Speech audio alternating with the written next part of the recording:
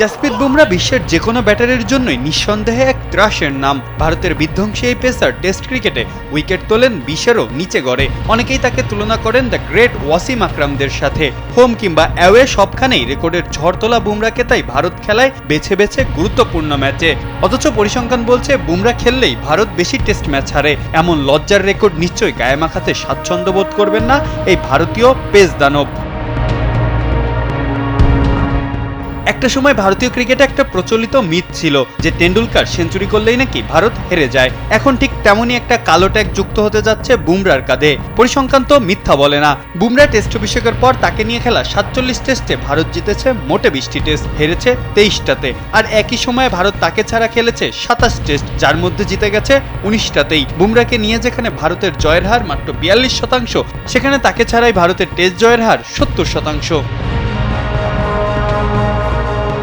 সবশেষ 10 টেস্টের পরিসংখ্যানও একই কথাই বলে। বুমরাকে নিয়ে খেলা সবশেষ 10 টেস্টে ভারত জিতেছে মোটে 1টিতে, আর বুমরাকে ছাড়া খেলা সবশেষ 10 টেস্টে ভারত জিতেছে 60টিতেই, ড্রও করেছে 1টিতে। চলতি ইংল্যান্ড সফরে বুমরা যে 2 টেস্টে খেলেছেন 2টিতেই হেরেছে ভারত। তাকে ছাড়া খেলা এজবাস্টন টেস্ট ঠিকই জিতে নিয়েছে ভারত। অথচ পারফরমেন্সের তো কমতি রাখেন না বুমরা।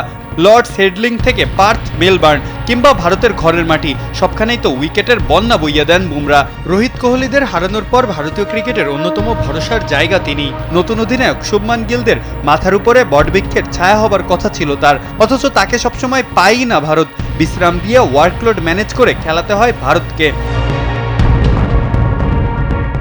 তবে কি হবে তার এত ভুরি ভুরি উইকেট আর ভয়ঙ্কর স্পেল দিয়ে যদি দিন শেষে জিততেই না পারে ভারত? বুমরা কি আসলেই আনলাকি, নাকি তাকে নিয়ে তৈরি হওয়া এই মিথটা আসলেই সত্য? ধোঁয়াশা কিন্তু ক্রমশই বাড়ছে ভক্তদের মনে।